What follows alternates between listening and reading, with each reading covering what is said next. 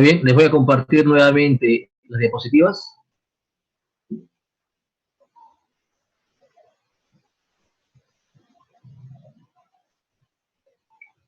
A ver, les voy a compartir nuevamente la diapositiva.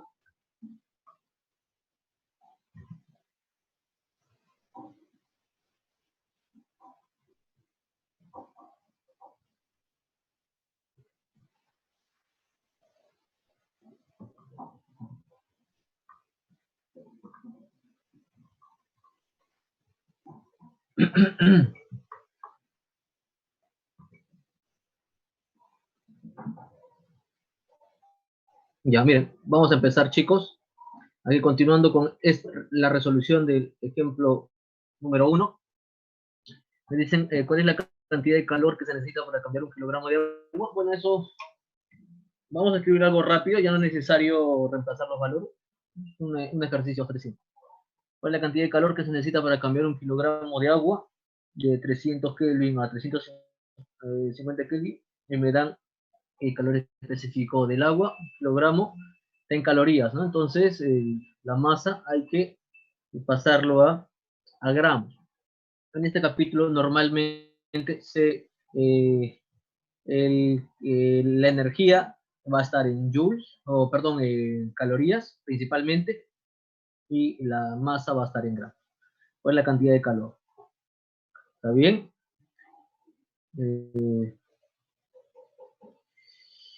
Miren, a ver, 300 Kelvin es aproximadamente, si le restamos 273, esto sería aproximadamente 27 grados centígrados. Y si le agregamos 50 sería 77 grados centígrados aproximadamente. Entonces estamos en este rango, hablando de agua líquida propiamente. Pues el calor es igual a la masa, o podemos verlo también así, CMT. ¿Está bien? Y el calor específico ya no nos da. La masa hay que pasarlo a kilogramos, perdón, a gramos. Y la temperatura, bueno, aquí aparece, mira, una unidad de grados centígrados. Y esto es variación de temperatura. Sabemos que la variación de temperatura en Kelvin es también igual a la variación de temperatura en grados Celsius.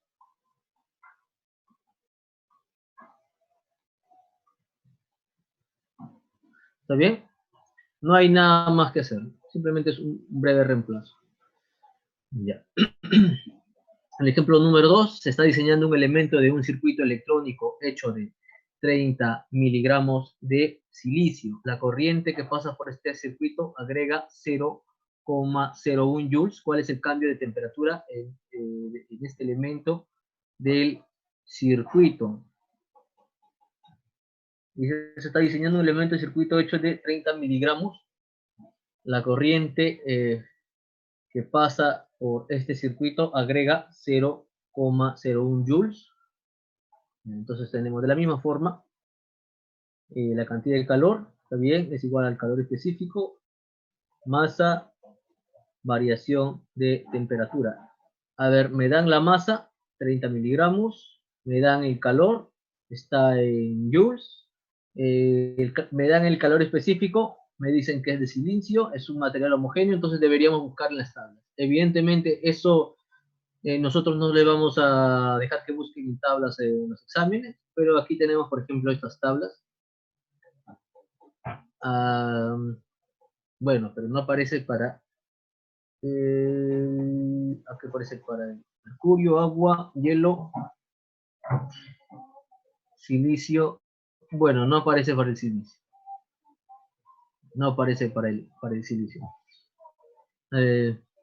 ¿Podríamos agregar otro material? También de repente que sea no silicio, sino que sea, vamos a ponerle que sea, podríamos ponerle cobre,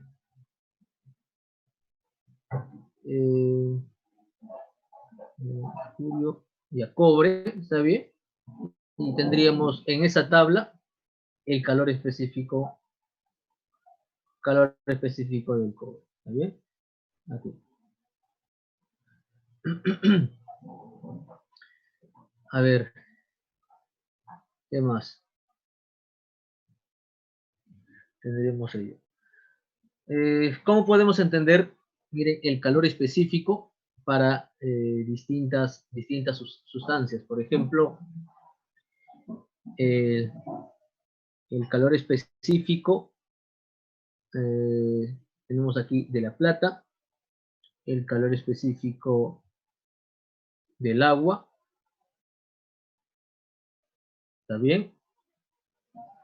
Entonces, miren, eh, si el calor específico es la cantidad de calor que hay que agregarle a un gramo, ¿está bien?, de sustancia o a una unidad de masa para que varíe en un grado, significa, miren, cantidad de calor, significa que para la misma masa de sustancia, por ejemplo, el agua, en el caso de un gramo, necesita una caloría, ¿está bien? Un gramo de agua necesita una caloría para variar un grado centígrado o un Kelvin, pero en el caso de la plata es menos. Significa que a mayor calor específico, una sustancia necesita más, mayor energía para que un gramo de esa sustancia pueda aumentar en su temperatura. Entonces es más difícil calentar, por ejemplo, agua que la plata, ¿está bien?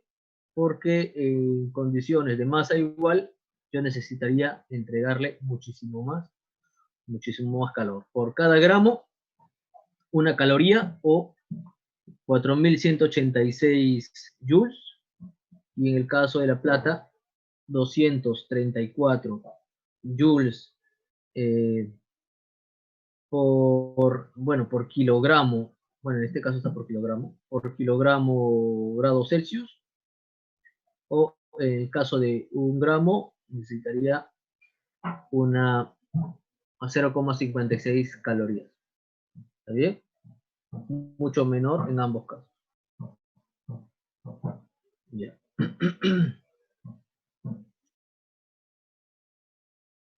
Mucho menor en ambos casos.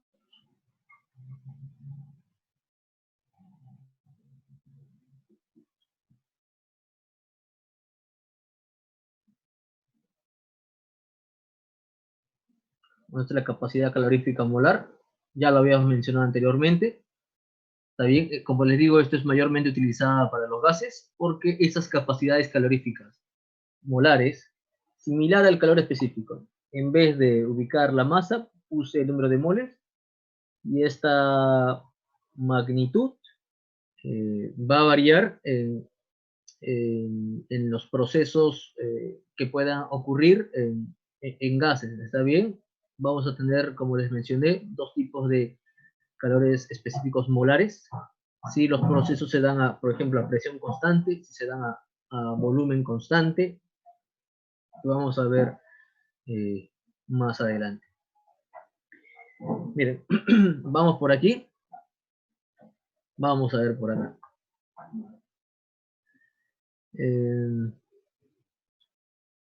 Bueno, en el caso del cambio de fase, nosotros recordamos cuáles son los, bueno, tres estados de la materia. Sabemos que hay un estado más, pero aquí vamos a estudiar principalmente estos tres. ¿Está bien? En bajas temperaturas, el estado, la materia se encuentra normalmente en estos tres estados: sólido, líquido o vapor. Y entre ellos hay ciertos procesos, ¿está bien? Para cambiar de sólido a líquido, bueno, el proceso se llamará fusión. Para que la sustancia pase de líquido a vapor será vaporización. En sentidos contrarios, de líquido a sólido, solidificación, por ejemplo, cuando el agua se congela, y de vapor a líquido, condensación. ¿Está bien? Ahora, si queremos pasar directamente del estado sólido al estado vapor, se llamará sublimación. Y para pasar del estado vapor al estado sólido directamente sin pasar por el estado líquido intermedio, será sublimación inversa.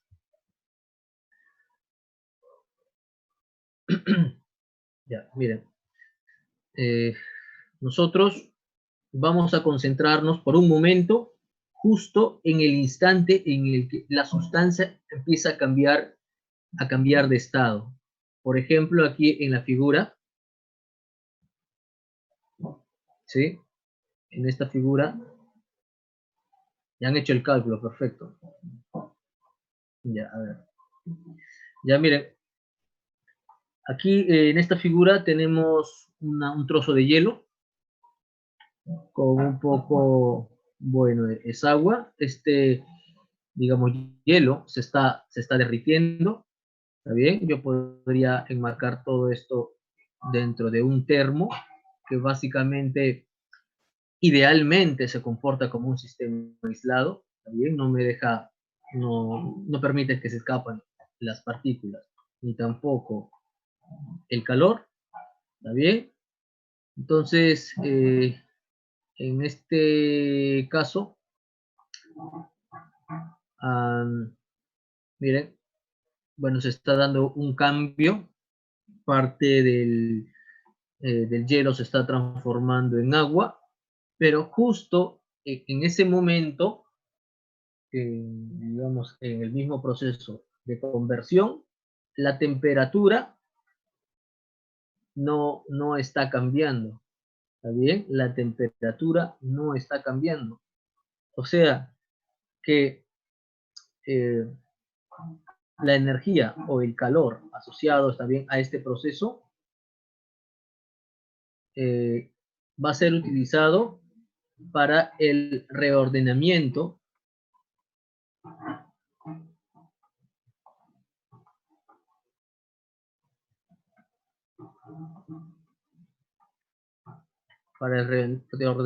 molecular. ¿Está bien? En este proceso pueden, por ejemplo, en este caso, coexistir tanto el agua en su estado sólido como en su estado líquido, ¿está bien?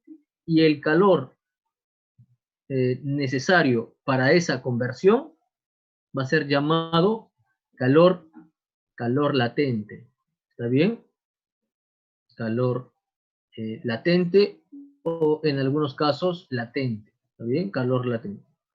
Ahora le vamos a dar un nombre específico de acuerdo al proceso que se esté utilizando. Por ejemplo, aquí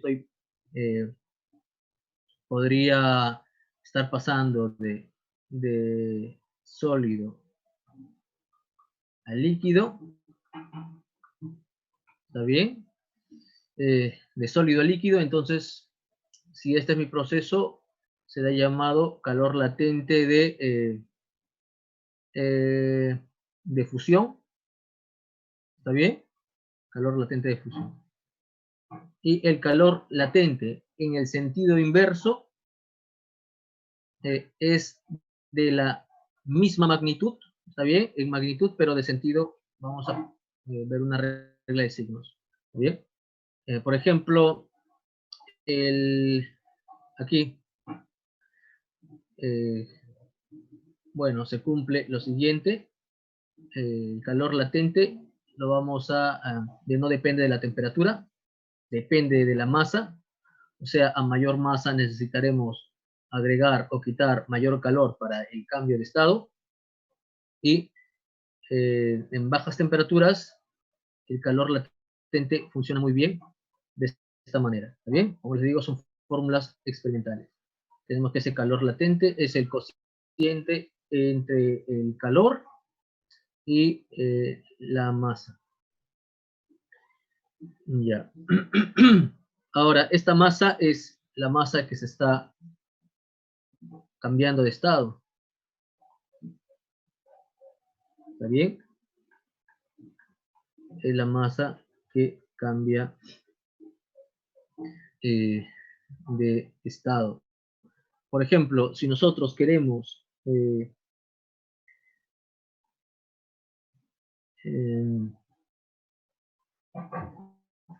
derretir el hielo, ¿no?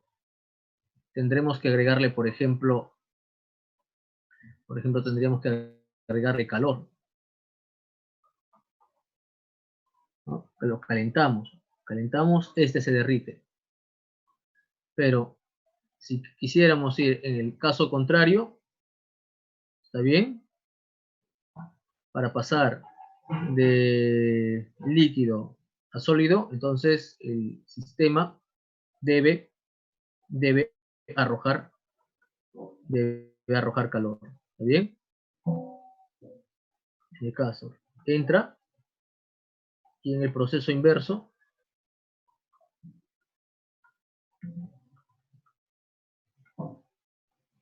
simplemente es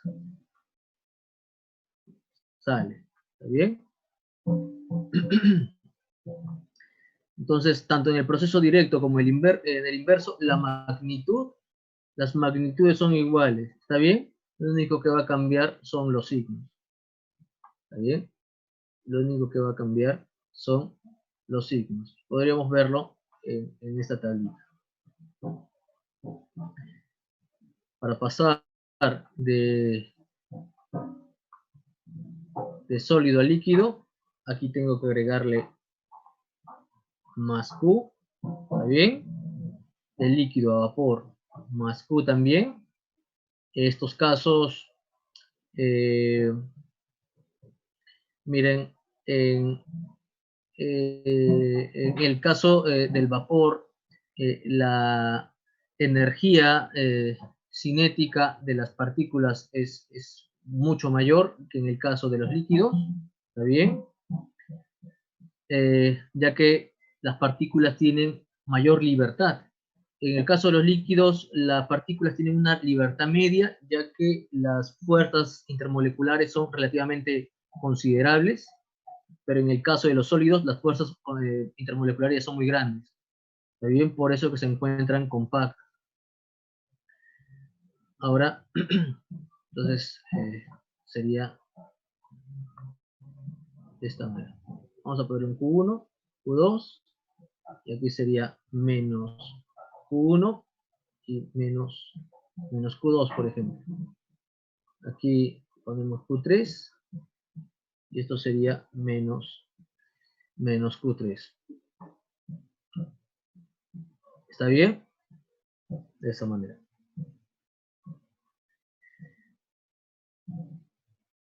Ya.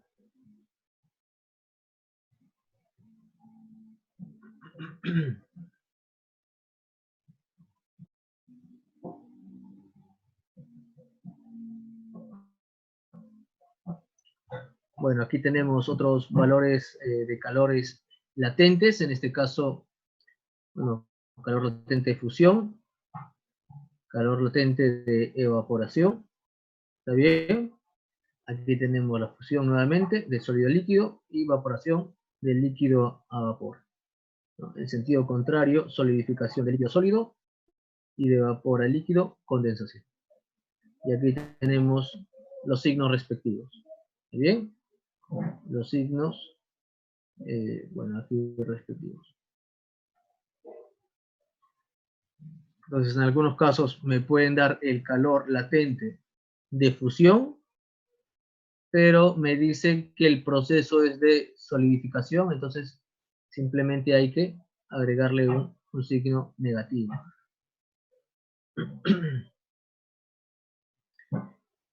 Aquí tenemos una tabla con algunos calores latentes de fusión. Por ejemplo, en el caso del agua, ¿está bien? Ya, y bueno, a una temperatura y la temperatura de ebullición respectiva. Bueno, esa es la cantidad en kilogramos, joules, o en joules kilogramo, que se necesita, ¿no? Es la cantidad que se necesita de energía para que un kilogramo de agua se convierta en un kilogramo de vapor de agua.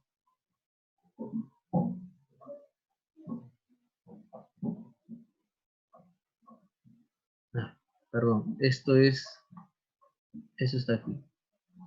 Sería el calor necesario para que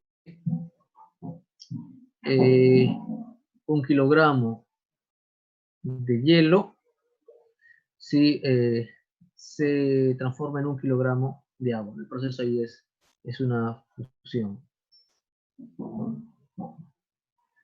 A ver, por aquí, vamos con este ejemplo bastante rápido. A ver, me piden hacer el siguiente cálculo. Calcule la cantidad de calor que se necesita para que 1 kilogramo de agua solidifique y para que se evapore. ¿Está bien? Es algo bastante rápido para que solidifique.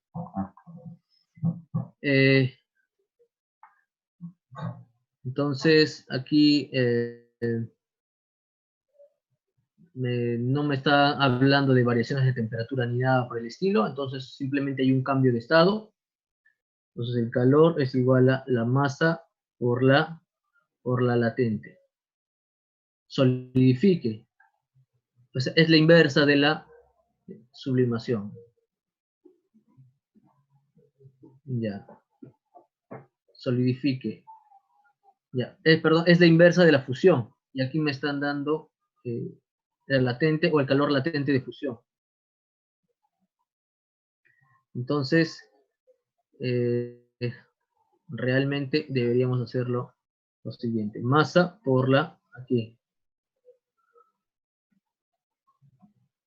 Sería masa por la latente de solidificación igual a menos la masa por latente de fusión. ¿Sí? Y aquí nos dan la latente de fusión. La masa es 1 kilogramo. Hay que pasarlo a simplemente a gramos.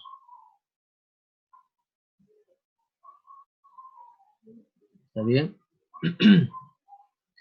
Y luego me piden el calor para que se evapore. Para que se evapore. Evaporación.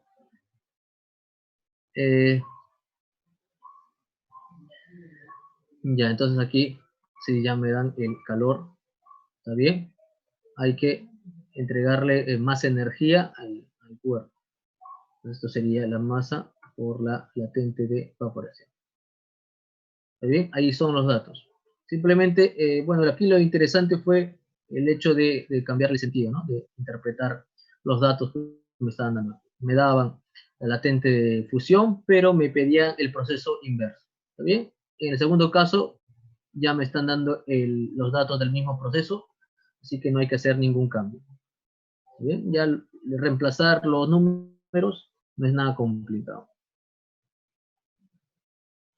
Vamos con el ejemplo siguiente.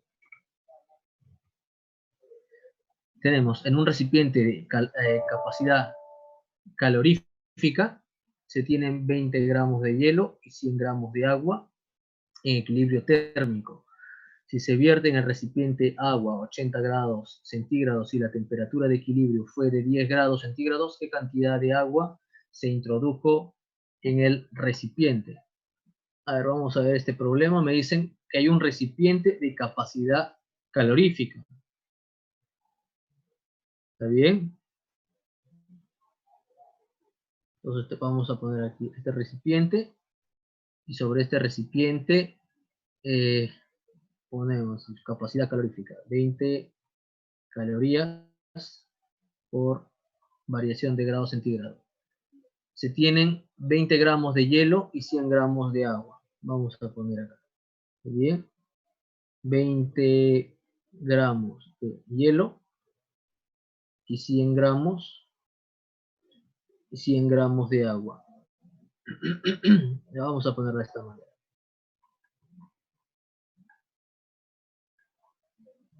Ya, 100 gramos de agua líquida. Me dicen que se encuentran en equilibrio térmico. Si se vierte en un recipiente de agua, si se vierte en el recipiente agua a 80 grados centígrados y la temperatura de equilibrio fue de 10 grados, ¿qué cantidad de agua se introdujo en el recipiente? Entonces, eso tenemos al inicio. ¿Está bien? En el segundo caso, voy a agregar una cantidad adicional de agua ¿Está bien? Pero me dice que al final en el equilibrio, ¿está bien? Cuando ya no hay cambios, el sistema se encuentra a 10 grados centígrados. Entonces, a 10 grados centígrados, bajo condiciones normales, el problema no me lo menciona, voy a suponer ello. Entonces, el agua se debe encontrar en estado líquido. Por lo tanto, ya no habría hielo. ¿Está bien? Simplemente va a haber agua líquida. Aquí se ha introducido una cantidad de masa distinta. ¿Está bien? Aquí voy a poner, por ejemplo, que hay una masa 1 y aquí la masa final es la masa 1 más una masa 2. ¿Está bien? Aquí esta masa final será masa 1 más una masa 2 que se ha introducido. Ya, es lo que tenemos. Además, aquí la temperatura de equilibrio, o sea, la temperatura de mi sistema en equilibrio, es de como el agua coexiste en sus dos estados, necesariamente, y está en equilibrio, debe ser 0 grados o aproximadamente 0 grados. Y aquí la temperatura, dice final, es de 10 grados centígrados. Entonces vamos a pasar de este primer equilibrio a este segundo equilibrio. ¿Está bien? Vamos a pasar de esa manera. Entonces tenemos lo siguiente. ¿Está bien? Ya los cálculos calorimétricos los podemos aplicar. Entonces, a ver, pero aquí ya tenemos varios cuerpos. Tenemos, por ejemplo, un recipiente. El recipiente, tenemos esta masa de hielo y esta masa de agua. ¿Está bien? Entonces, miren, el recipiente va a ganar, puede ganar o perder una cantidad de calor.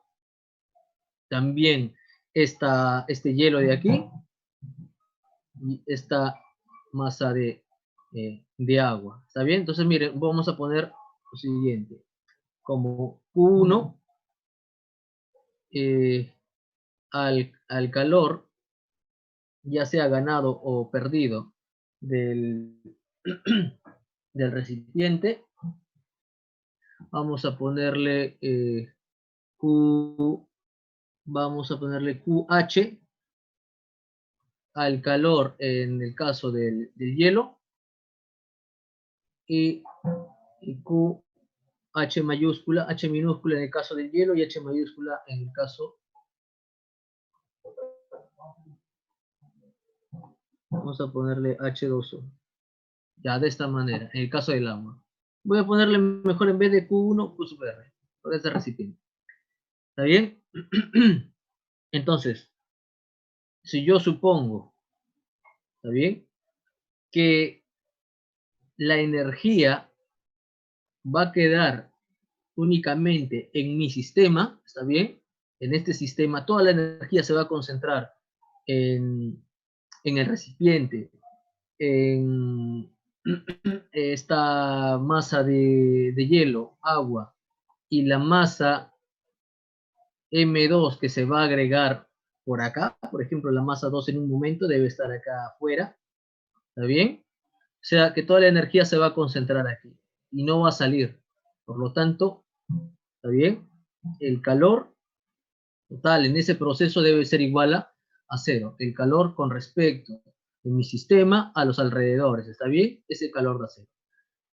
Pero ese calor, miren, va a ser el calor que pueda ganar o perder el recipiente más el calor que pueda ganar o perder el hielo, más el calor que pueda ganar o perder el agua, más el calor que pueda ganar o perder la masa 2. Y la vamos a poner así. ¿Bien? Eso es igual a 0. Ya, a ver. Miren, Entonces, primero para el recipiente, ¿está bien? Ya me están dando la temperatura de equilibrio. Esta es la temperatura final, ¿sí? Temperatura final. Entonces, para el recipiente, ¿qué tendríamos? Que QR es igual a la capacidad calorífica por la variación de temperatura. Donde variación de temperatura es temperatura final menos inicial, en ambos equilibrios, evidentemente, y sería al inicio, miren las temperaturas, es 0 grados y al final 10 grados, ¿está bien? Entonces, simplemente esto sería 10 menos 0 y la capacidad calorífica ya me la están dando, ¿está bien? Habría que reemplazar, nada más. Esto es para el recipiente. ¿Qué más? Para la masa de agua, para el, vamos a poner esta manera, U de, vamos a ponerle en este sentido, en este orden, ¿está bien? Esta masa de agua está pasando de 0 grados a 10 grados. Entonces, no ha sufrido ningún cambio de estado. Entonces, aquí podemos utilizar el calor específico, masa, variación de temperatura. ¿Está bien? El calor específico del agua es una caloría por gramo por variación de grados centígrados. También podemos utilizar ello. Tenemos la masa del agua. ¿Sí? Me dicen que es de 100 gramos. ¿Está bien? Acá hay 100 gramos. ¿Está bien? Hay 100 gramos de agua. 100 gramos. Ya. Hay que reemplazar nada más aquí. ¿Está bien? Calor específico. La masa son 100 gramos. Y la variación de temperatura es la misma. 10 menos 0. ¿Qué más? ¿Qué más tenemos? Esta masita 2. ¿Está bien? Para esa masa 2 tenemos el calor M2 es igual a, sería el calor específico también, del agua, la masa. Bueno, aquí la variación de temperatura del cuerpo M2 va a ser diferente a este de acá, a tanto a este delta de T y a este. ¿Está bien? Porque él al inicio no se encuentra a 0 grados. Me dice que se encuentra a 80 grados centígrados. Él se encuentra a 80 grados centígrados. Entonces vamos a poner aquí un delta de T. Voy a poner, por ejemplo, con un índice M2, ¿está bien? Indicando la variación de temperatura solamente de este cuerpo, porque él es el único que tenía una temperatura al inicio diferente a los otros 3 cuerpos. Entonces, esto va a ser calor específico también del agua por la masa que es desconocida. Podemos ponerle, bueno, ya le hemos puesto M sub 2 y la variación de temperatura, temperatura final menos inicial. ¿Está bien? El final es 10 y al inicio es 80. ¿Está bien? Al final es 10 y al inicio es 80. Estamos restando. ¿Qué más? Necesitamos ahora el calor. En el caso del hielo, ¿está bien? Que va a haber un calor relacionado al cambio de estado, porque al final se debe encontrar a 10 grados Celsius, o sea, ya solamente agua, y también debe haber un calor en ese cambio, ¿está bien? Un calor latente o un calor relacionado al cambio de estado, ¿está bien? Un calor relacionado al cambio de estado, porque era hielo, luego debe pasar a líquido y luego debe aumentar su temperatura, ¿está bien? Entonces, ese calor lo voy a separar en dos partes, como un calor, el cambio de estado, voy a ponerle un Q sub L, de esta manera, y más sería el calor debido a la variación de temperatura. ¿Está bien? Este sería el calor debido a la variación de temperatura, que también se le suele llamar calor sensible. ¿Está bien? Calor sensible.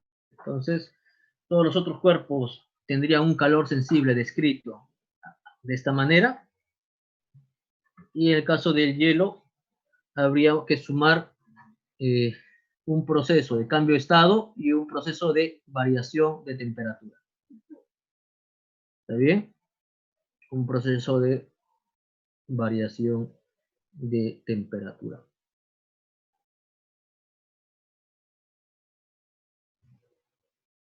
Ya.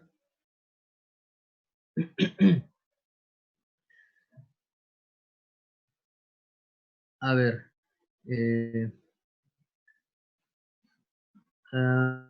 Ya.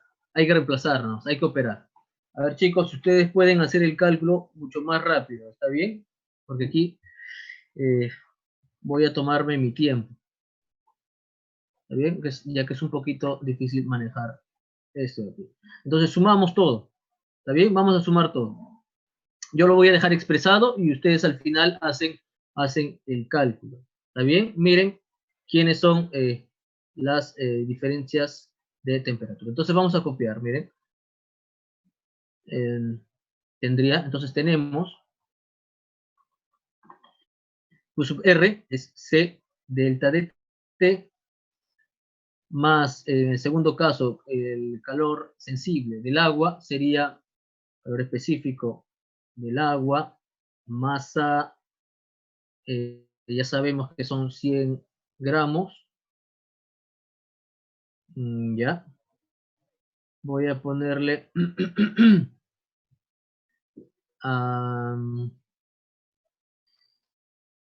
ya, masa de H2O de esta manera, ya hay que identificar quiénes son, delta de T también, más sería el calor específico también de H2O, la masa 2, delta de T para este cuerpo 2, más el calor latente con el calor sensible del hielo, y aquí sería la masa de hielo por la latente, en este caso está pasando de sólido a líquido, sería de fusión, ¿está bien?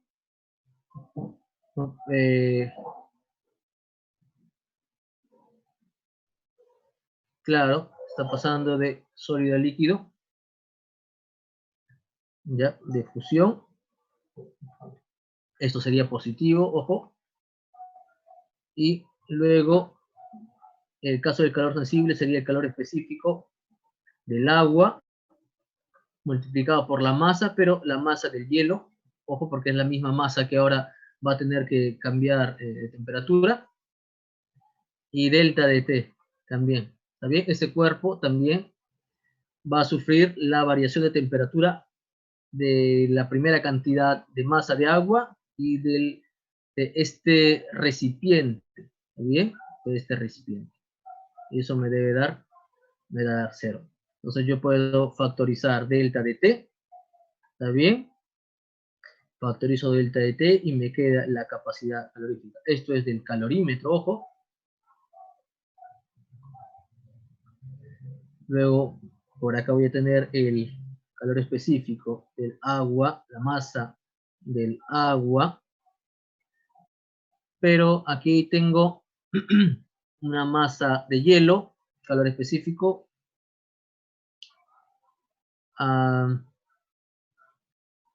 ver, vamos a copiar.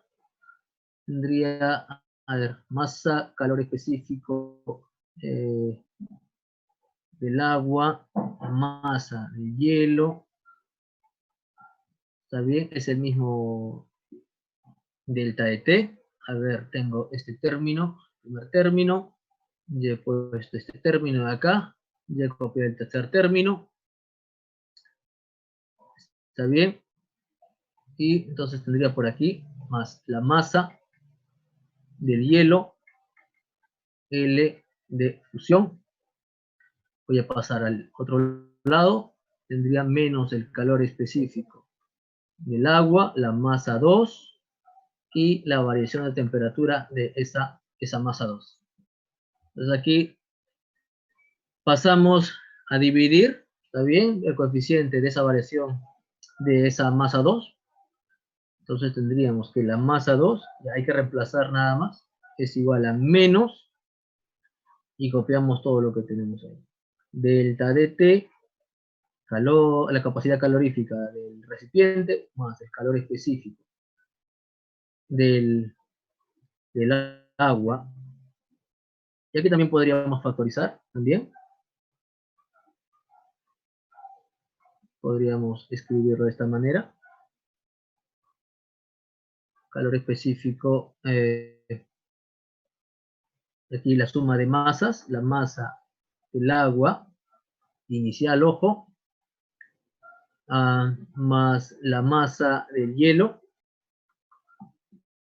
y a esto aquí,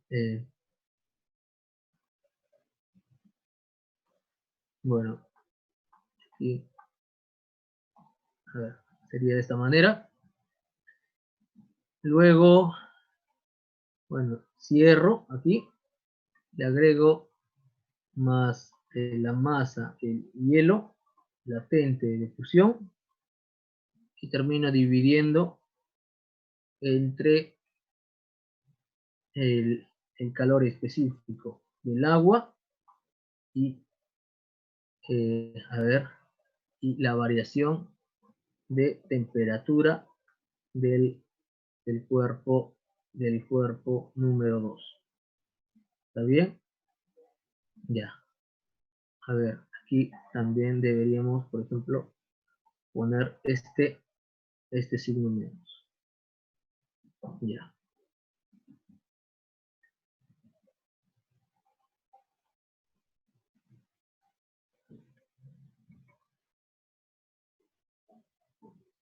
¿Está bien? Y ahí tenemos. Habría que reemplazar. Habría que reemplazar. Nada más.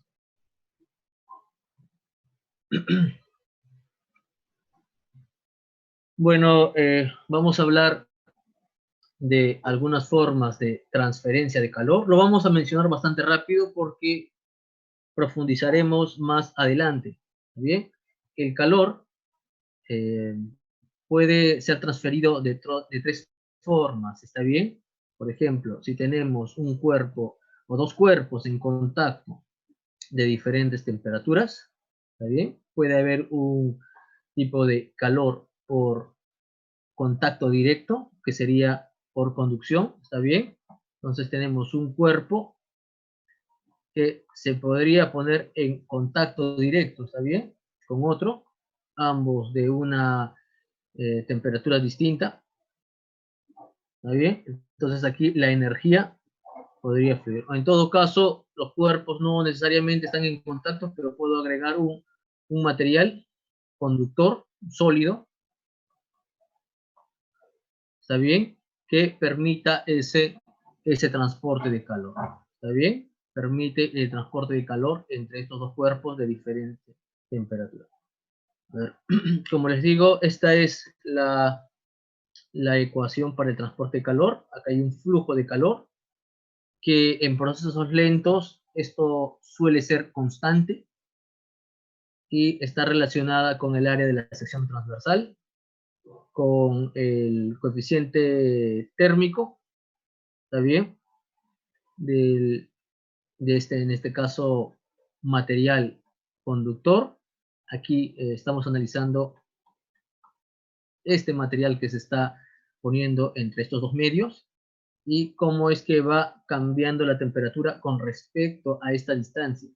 Por ejemplo, hay una distancia L y ya sabemos que la variación de temperatura acá será, por ejemplo, T2 menos T1, pero hay temperaturas intermedias, por ejemplo, aquí. Habrá una temperatura intermedia TX, que va a ser intermedia entre T2 y T1. Como les digo, esto es un detalle nada más adelante entraremos a profundidad. Esto no va a venir por el momento. Luego hay un tipo de transferencia por convección, que en este caso hay fluidos, ¿está bien?, que se están moviendo.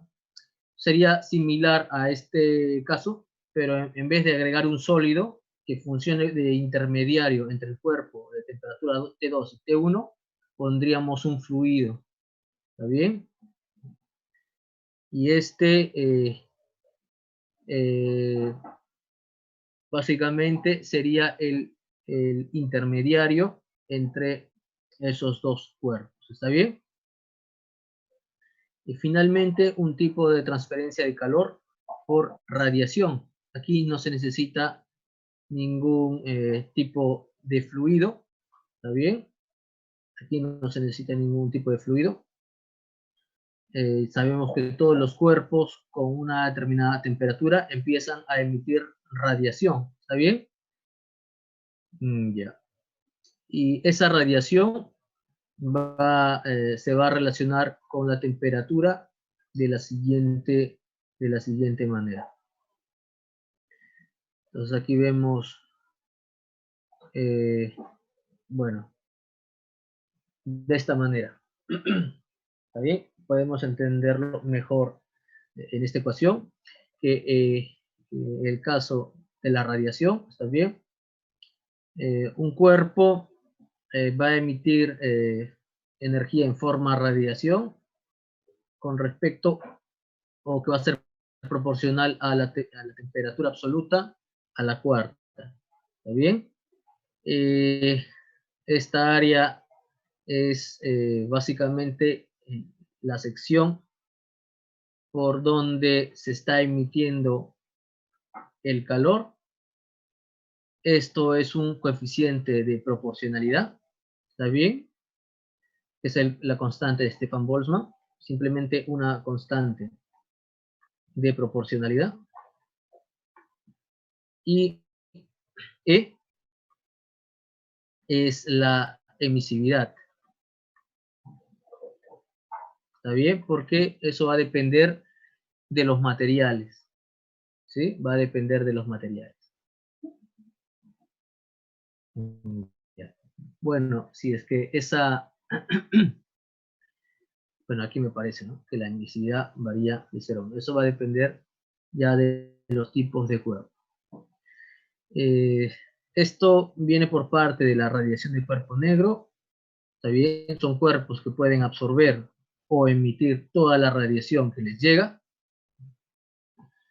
Y en el caso de un cuerpo negro ideal, la emisividad, por ejemplo, es 1. En un cuerpo real, la emisividad va a ser mayor a 0, pero menor a 1. ¿Está bien? Entonces, en general, esto se trabaja de esta manera.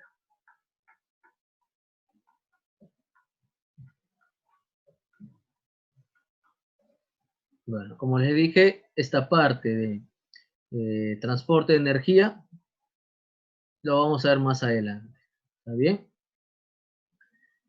A ver, vamos a hablar de la energía interna.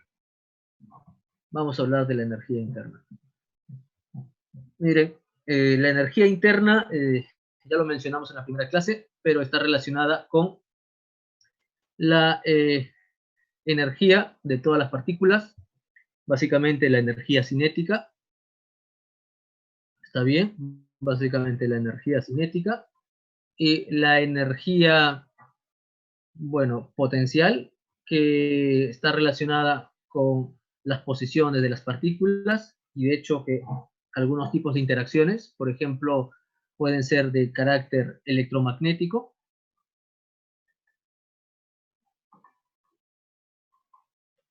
Por ejemplo, en el caso de partículas, digamos, quietas en determinadas distancias, habrá una energía potencial eh, electrostática. ¿Está bien? Podría ser de esa forma. O también podría ser un tipo de energía relacionada a los núcleos, o sea, de tipo nuclear. ¿Está bien? Por ejemplo, los protones se encuentran ligados al núcleo, está bien, hay un tipo de energía ahí que los mantiene. Ya. etc. Vamos a poner, ¿está bien? Esta energía potencial es debido a las posiciones o posiciones relativas de las partículas. Claro, que pueden ser de distintos caracteres. Relativas de todas las partículas constituyentes. De las partículas constituyentes. Ojo que aquí son todas las partículas. O sea, desde un nivel más básico, ¿no? Puede ser nuclear, podemos hablar de protones, podemos hablar de neutrones, o a nivel de átomo podríamos hablar de la energía de los electrones. Sin embargo, en la mayoría de procesos, ¿está bien? No estamos hablando de reacciones nucleares. Nosotros vamos a trabajar realmente con variaciones de energía, ¿está bien? Variaciones de energía interna. Entonces, básicamente no hay un reordenamiento ni de átomos, ni hay un reordenamiento de protones y neutrones. O sea que la energía potencial en nuestro análisis se va a mantener constante. Así que la energía interna prácticamente va a depender de la variación de energía cinética. ¿Está bien? La variación de energía interna prácticamente va a depender de la variación de la energía cinética. Ya, en el caso de los gases, por ejemplo, para los gases, lo que va a primar va a ser la energía cinética traslacional, o sea, que una partícula se desplace de un lugar a otro. En el caso de los líquidos, va a primar la energía traslacional y la rotacional.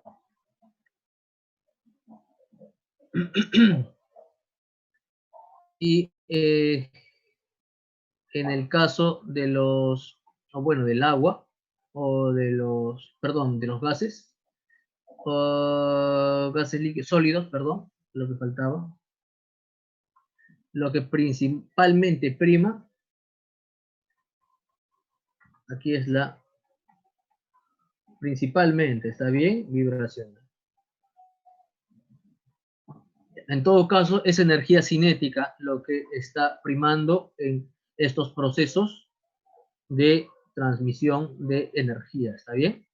Ya sea en forma de calor, en forma de trabajo. Ya está bien. Ahora, ¿qué más?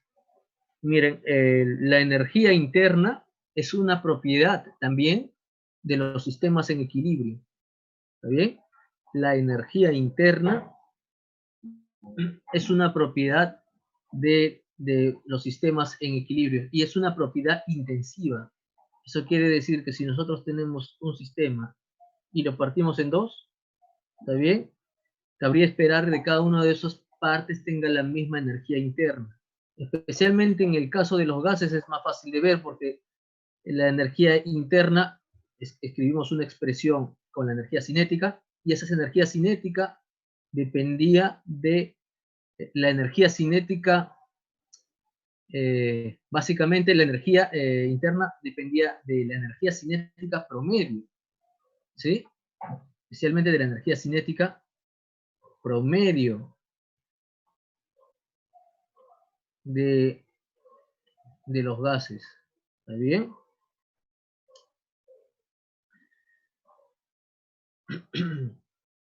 Y además vimos la relación entre esa variación o esa energía interna con no solo con la energía cinética promedio, sino con la temperatura, Ya. Además, como les digo, la energía interna es una propiedad de los sistemas en equilibrio, ¿está bien? Eso quiere decir que si yo tengo un sistema en el estado A, ¿está bien? Esta energía interna debería poder escribirse como una combinación o una función, por ejemplo, de mis variables de estado: presión, volumen, temperatura y número de partículas. ¿Por qué? Porque dijimos que tanto la presión, volumen, temperatura y número de partículas ya definían mi sistema. Entonces, deben definir todas las propiedades de mi sistema. Y si mi sistema también tiene una energía interna única, U, entonces debe escribirse como una función de estas magnitudes. Así que la energía interna es una función de estado, ¿está bien? Es una función de estado. Ya. Otra cosa, mire, si pasamos de un estado a aquí, al inicio, estamos en A, ¿está bien? Y pasamos al estado B, ahora tendremos lo siguiente. Miren que ha habido una variación de energía interna. ¿Está bien? Vamos a olvidarnos por un momento de este cuadro porque lo voy a explicar luego en un momento. Yo me encuentro en un estado A y paso a un estado B. Entonces aquí hubo una variación de energía interna. Simplemente la resta de las energías en los estados finales iniciales. Pero si yo de este estado B regreso al estado A, entonces como la variación, como la energía interna solamente depende de los estados en equilibrio, si A y B son estados en equilibrio, entonces la variación de energía interna en todo ese ciclo debe ser cero. ¿Está bien? La variación de energía interna en un ciclo siempre es igual a cero.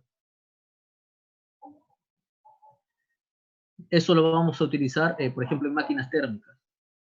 En máquinas térmicas. Ya.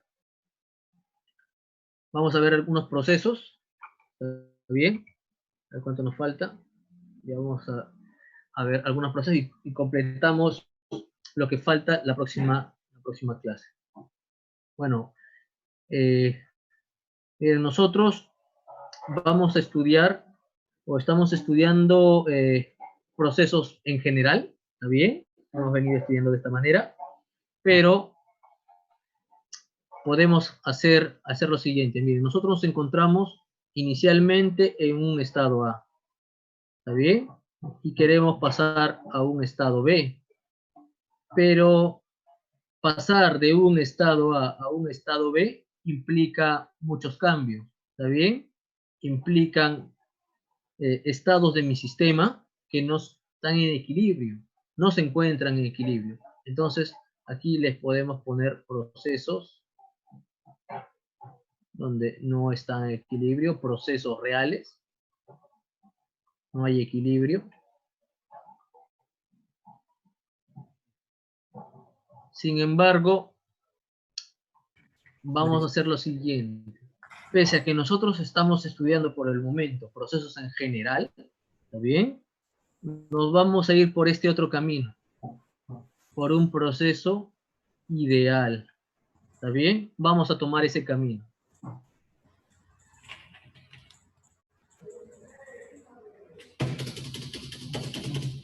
Ya. Ya miren, nosotros vamos a tomar este camino ideal. Entonces, este tipo de camino va a ser un camino cuasi estático. O sea, los cambios son lentos y prácticamente los podemos considerar homogéneos. ¿Qué cosa quiere decir? Que mi sistema va a ir evolucionando, pero prácticamente, si yo le tomo una fotografía en cada instante, por ejemplo, está bien, yo tengo mi sistema aquí en mi estado A, y luego pasa a un estado intermedio. Estoy tomando una fotografía, ¿está bien? Le voy a llamar un A sub 1, por ejemplo, o a un A sub 2. Luego pasa a un estado A sub 3. Ay, Así, ¿por qué así, apretas así. esto de nuevo? ¿Eso para qué A es? ver, por favor, micrófonos. Dime, Fe, ¿para qué haces ahí? Miren, y llegamos. ¿Qué? Silenciarle usted, profesor, disculpe. Sí, sí, a ver.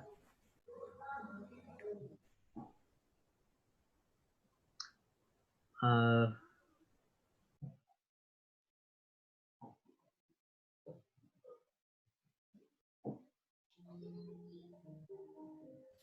A Daniel Cabanillas, profe.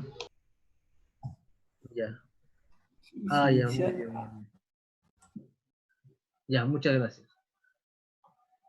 Ya, entonces, como les digo, miren, yo le estoy tomando una fotografía a mi sistema en todos, en ese cambio para pasar de A hasta B, y prácticamente las propiedades han cambiado de forma homogénea, O sea, por ejemplo, la temperatura, vamos a ponerle una temperatura 2. Aquí en este lugar, por ejemplo, es la temperatura en este lugar. Sería la temperatura aquí también, por ejemplo. ¿Está bien? O sea, cada sistema también es un estado en equilibrio. Ahora, ¿está bien? Un estado en equilibrio.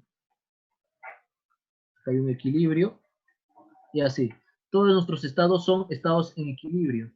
¿Está bien? Prácticamente homogéneos. Ya, entonces nos vamos a ir por ese camino. Y si estudiamos esto, podemos representar estos caminos o esta serie de pasos para ir desde A hasta B como una gráfica de presión, volumen. ¿Está bien? De presión, volumen. Entonces, ustedes siempre que vean una gráfica presión-volumen, es porque están hablando de un proceso ideal. Los procesos reales se describen así nada más, como está ahí. Ponemos un punto A, un punto B y jalamos una línea para representar un cambio nada más. Pero un proceso ideal se puede representar también como una gráfica de presión versus volumen o presión versus temperatura o cualquier otra magnitud. ¿Está bien? Estos son procesos ideales. Ya. Entonces vamos a estudiar, miren, estos tipos de procesos. En este caso, nos vamos a concentrar en procesos ideales, pero para los gases. ¿Está bien? Procesos ideales para los gases. A ver, chicos, vamos a continuar con 5 minutos más y estaríamos terminando. Lo demás lo continuamos la siguiente semana y también les voy a mandar un resumen, ¿está bien? De lo que hemos hecho para que ustedes puedan estudiarlo de ahí y si quieren profundizar también les voy a mandar las diapositivas que les puede ayudar. Ya saben que tienen todos los libros al alcance, el Sears, el Serway, el Tipler o los libros relacionados a esos temas. Por lo general los libros de física básica son bastante parecidos. Ya. Entonces, miren, en un proceso, vamos a partir por aquí. Miren, en un proceso yo voy a partir de un estado, por ejemplo, un estado 1 y puedo terminar en un estado 2. Ahora, el tipo de proceso en el cual mi sistema no arroja calor al exterior, ni siquiera eh, absorbe calor, es un tipo de proceso llamado adiabático. ¿Está bien? O sea, el calor que entra o sale de mi sistema es cero.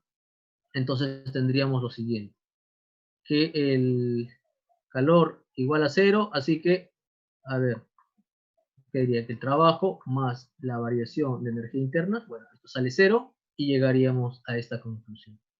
¿Está bien? Que la variación de energía interna es igual al negativo del trabajo. A ver, pero podemos, a ver, ver algo más. Ver algo más. Miren, ¿qué es lo que pasa con el volumen.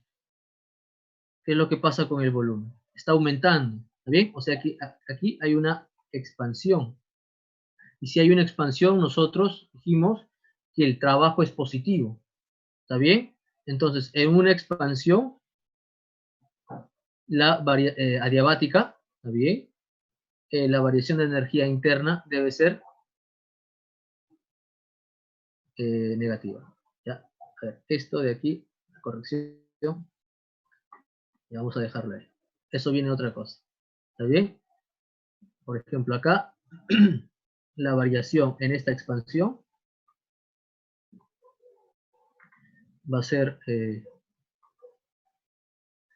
menor a 0. ¿Está bien? O sea que en una compresión adiabática cabría esperar lo siguiente. ¿Está bien? En una compresión. En un proceso a, a volumen constante. Bueno, isovolumétrico. ¿Está bien? A un proceso a volumen constante.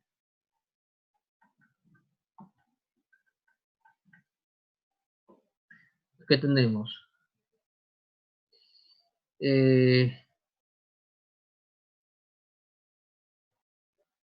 Ya, por ejemplo, de la primera ley de la termodinámica, que el calor igual, bueno, sería la energía en sí, más propiamente es la energía, pero nosotros ponemos.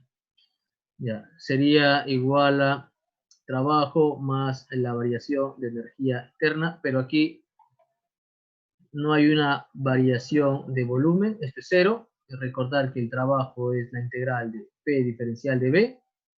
Entonces, esto se hace 0. Y aquí el calor básicamente es la variación de energía interna. ¿Está bien? La variación de energía interna.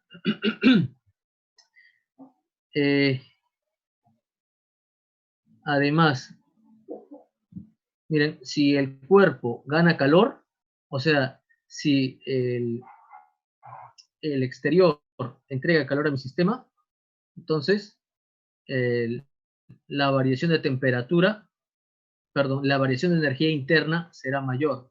¿Está bien? Como la variación de energía interna es mayor, entonces la energía cinética en promedio de las partículas también aumentará, por lo tanto, el volumen, perdón, por lo tanto, la temperatura de mi sistema también aumentará. ¿Bien? Vamos a darle una revisión rápida y la próxima clase comenzamos con esto, pero de una forma más simplificada. ¿Está bien?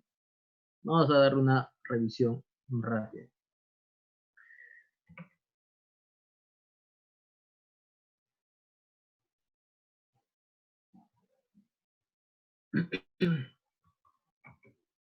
Ya, a ver, vamos por aquí. En un proceso isobárico, la presión es constante. ¿Está bien? Entonces, el trabajo, que es igual a la integral de P diferencial de un volumen inicial a un volumen final, como la presión es constante, sale de la integral y nos quedaría esto nada más. ¿Está bien? Y la integral cancela la diferencial y ya tendríamos lo siguiente. ¿Está bien? Ya tendríamos lo siguiente. Además, hay una cosa que les estaba mencionando. Miren, que esos calores sensibles, los calores, digamos, debido a la transferencia, ¿está bien? O debido a la variación de temperatura, esos calores que se están transfiriendo, miren, en ese tipo de proceso.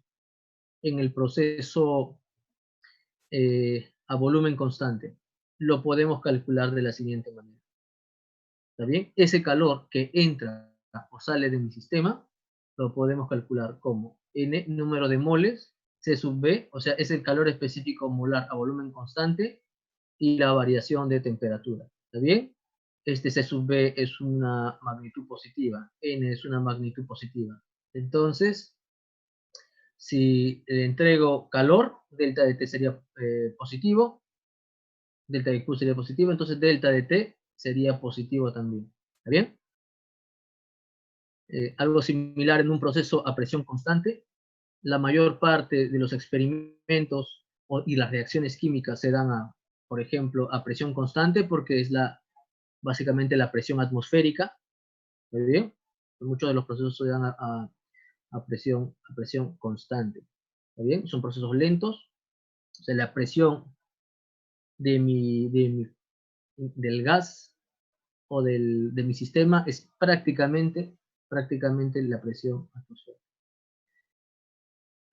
Entonces, aquí también el calor sensible sería igual a número de moles. El calor específico molar cambia a C sub P, ¿está bien? Es un valor distinto. Luego vamos a ver que C sub P es mayor a C sub B, eso lo vamos a ver más adelante. Y tendríamos ahí las siguientes expresiones. ¿Está bien? Bueno, finalmente en un proceso isotérmico, esto lo vamos a hacer en la siguiente clase, ¿está bien? No nos ha quedado mucho tiempo, vamos a llegar a algunas demostraciones. Por ejemplo, como la temperatura es constante, entonces la variación de energía interna, que depende de la temperatura, en el caso de gases ideales, ¿está bien? Va a ser 0. ¿Está bien? La energía interna es una función de T para los gases ideales. Ya. A ver, vamos a demostrar luego que se puede cumplir lo siguiente. No es muy difícil de demostrar. Simplemente, por ejemplo, utilizamos la relación de calor igual a trabajo, que es P diferencial de B, más la variación de energía interna. ¿Está bien? Y esta variación de energía interna, más adelante vamos a ver que siempre se puede calcular como C sub B N delta de T. ¿Está bien? Teniendo en cuenta ello y la ecuación de gases ideales, vamos a poder demostrarlo así. Esta demostración la vamos a hacer en la siguiente clase. ¿Está bien? Vamos a hacer la siguiente clase, pero ahí lo vamos teniendo. Y eso es lo que vamos a ver. Las relaciones, por ejemplo, en la siguiente clase vamos a ver eso, ¿está bien? Con más detalle. Las relaciones entre C sub P y C sub B. ¿Está bien? En el caso, algunas propiedades en el caso de los procesos adiabáticos. Y cómo podemos expresar ya la energía cinética total con respecto a gases ideales que pueden ser de tipo monoatómico o de tipo diatómico. También vamos a ver más expresiones, aquí solamente es una revisión bastante rápida. ¿Está bien? Terminamos ahí. La próxima clase vamos a continuar explicando con más detalle estos procesos termodinámicos. Ya, muchas gracias, chicos. Estamos terminando hasta ahí. Sí, estamos terminando hasta ahí. ¿Está bien? Les voy a compartir un resumen. La próxima, hoy día o mañana. ¿Está bien? Le voy a un resumen de la clase y las diapositivas.